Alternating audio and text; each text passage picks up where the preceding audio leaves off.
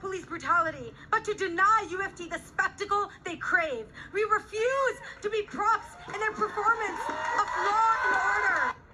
The tents may be gone, but the message remains. Demonstrators have cleared their encampment at King's College Circle, but are vowing to keep up the fight to have their voices heard.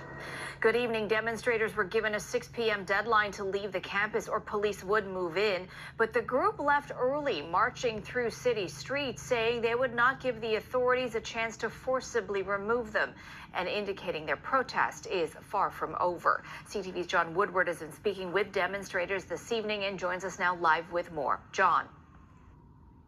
Zoraida, the tents have been taken down. The big fences are also removed. And the protesters obeyed an injunction against being on that patch of grass behind me by instead spilling out onto the street.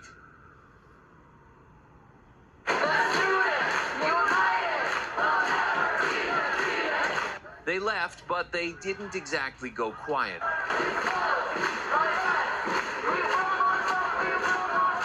Demonstrators leaving the encampment that they had occupied since May 2nd and heading out on the road, blocking traffic first on College Street and then on Bloor Street, stopping finally in front of the Israeli consulate.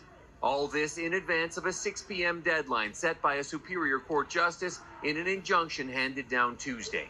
Protesters chose to avoid engaging with the police, who said they were already drawing up plans to enforce the order. We are departing from the People's Circle for Palestine earlier than the 6 p.m. deadline set by the court.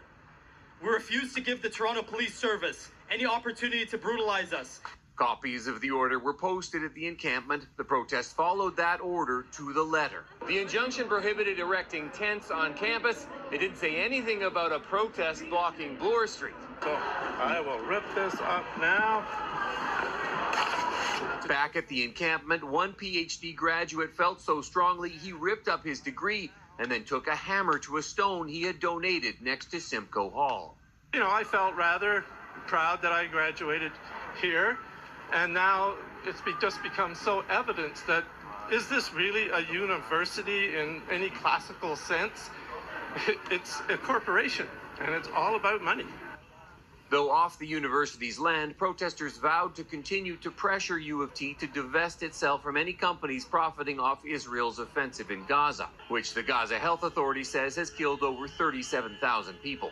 One recent offer by the university rejected. The president of the university can create a committee staffed by people that he chooses and then simply say no at the end of the recommendation. University President Merrick Gertler said in a statement, "I am pleased that the protesters have ended the encampment peacefully so that Front Campus can be restored and returned to the entire community. Members of our community continue to be free to exercise their right to free speech and lawful protest at the University of Toronto." By leaving before things got violent, protesters could leave a message behind in a bid to have the last word.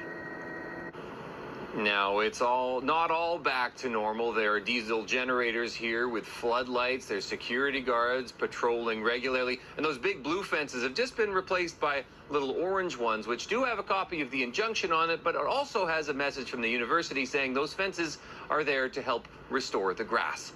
Reporting live from UofT, I'm John Woodward. Zoraida, back to you. Thank you. Thank you, John.